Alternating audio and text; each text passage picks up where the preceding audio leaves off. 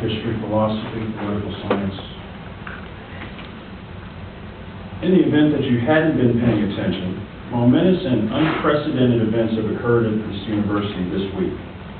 First, students organized and said no to business as usual. They said no to being substantively excluded in the future of their university. Second, faculty said no to the status quo.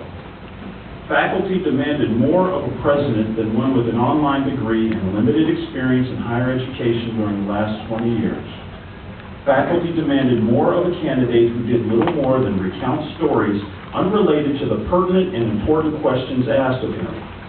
This applicant was asked directly about the veracity of his reputation and responded that it was unfounded, and then demonstrated unequivocally that his reputation for retaliation was in fact not unfounded. You may have invited them to this campus believing they would visit without incident. The university community said resoundingly, not without incident. Third, the press reported extensively about these events and your institutional behavior and functioning. Their reporting, both print and broadcast, as I interpret it, shows you lacking in the performance of your fiduciary responsibilities. I took some time to read the etymology of fiduciary. It comes from the Latin fiduciarius, of something held in trust, which is from fiducia, meaning trust. Your conduct in this presidential search process has irrevocably breached the trust of this community. Your ability to fulfill your fiduciary responsibility is now impossible. You had the opportunity at this meeting to begin to restore the trust that has been broken and actually missed it.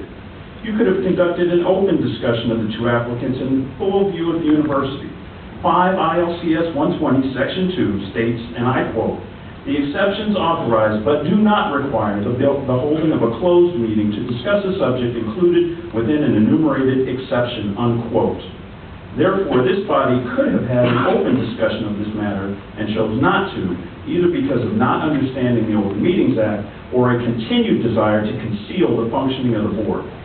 This body has on more than one occasion violated its own governing policy. Article 1, Section 1 of your governing policy states, and I quote again, "Although the board is responsible for assuring that its policies and regulations are followed, it shall not participate in the details of institutional management, which are hereby delegated to the university administration," unquote. And should you attempt to refute this statement, I would suggest reconsideration, especially when the Office of an Executive Inspector General could initiate an investigation into those claims.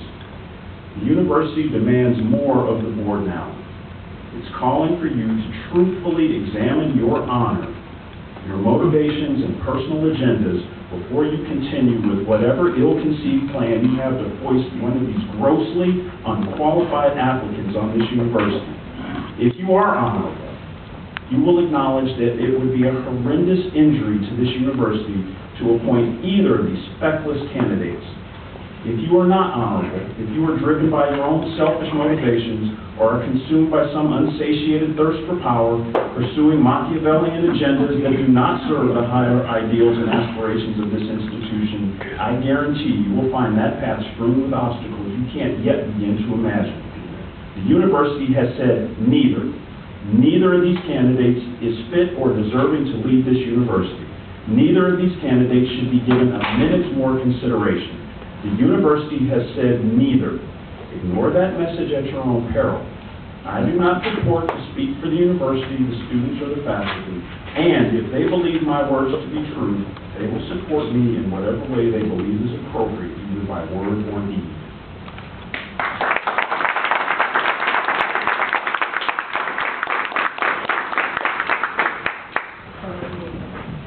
Good afternoon. My name is John Orebi. I'm a student. David Johnson was the student representative on the advisory committee. He did not recommend any of those two candidates. Out of 42 candidates, you guys couldn't pick.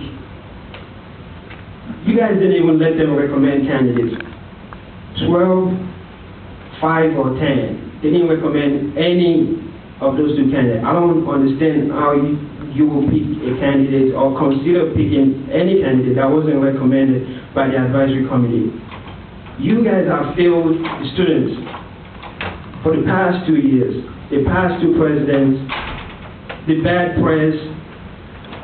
I'm supposed to be studying right now. I'm not supposed to be here monitoring or watching this stuff. I don't understand what's going on, but you guys need to do something. And we need a new presidential search to be conducted in which you're going to consider the students, the faculty, and the staff, and you're going to take recommendations from them. Because we are the university. You guys come in every now and then, make your decisions without even considering us. It is unfair.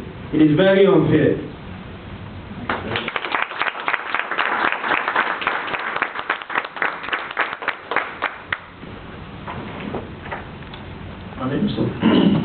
My name is LeBron James. I'm a college business student here at this university. My question is, does the board feel that it is okay to have friendly relationships with an applicant? And how do you maintain a fair process when your advisory committee did not put forth a recommendation for the finalist that you have a friendship with? And how do you justify that? And if you are wondering what I'm talking about, Wayne Watson on Tuesday during the student session, when asked, does he know or does he have a friendship with any members of the board? He says that yes, I am a friend of 4 out of the 5 members of the board.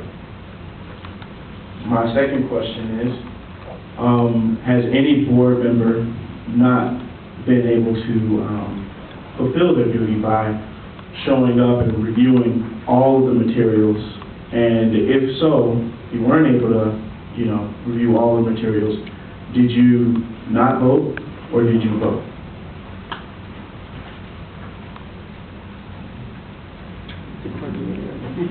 You get some answers? You want any question? You want an answer? Thank you. This is a comment. I thought he said question to comment. I thought so too.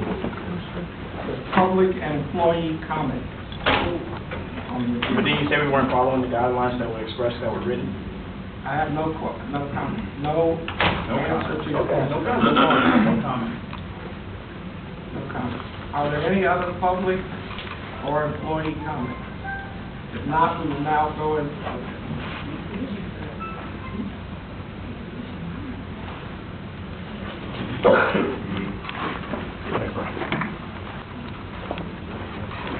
Hi, my name is David Anderson. Hello. Sorry about that. Excuse me. Yes, my name is David Anderson. Actually transferred here from the University of Illinois.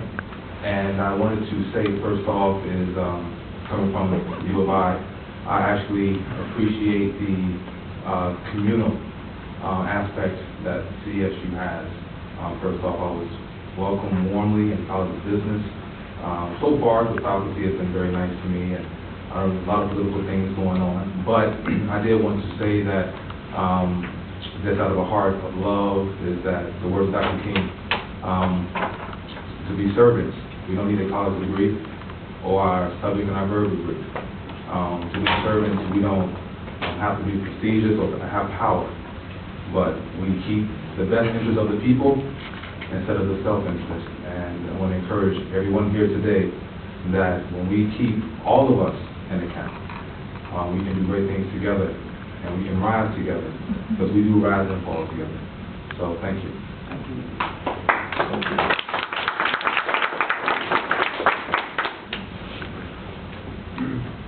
My name is Jeremy Allen. I'm a political science student here at Chicago State. It is to my knowledge that at the time of the voting for the 2 final candidates, that all of the board members were not present. I find it very disturbing because how can you make a fair vote on anything if all of the members who are supposed to be on the board are not present? I'm really confused about that. Thank you. Thank you. Are there any other comments? If not, we will now go into executive session of the community church.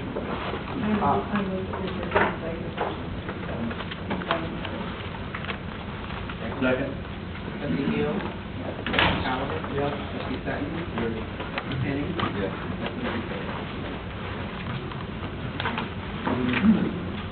Thank you.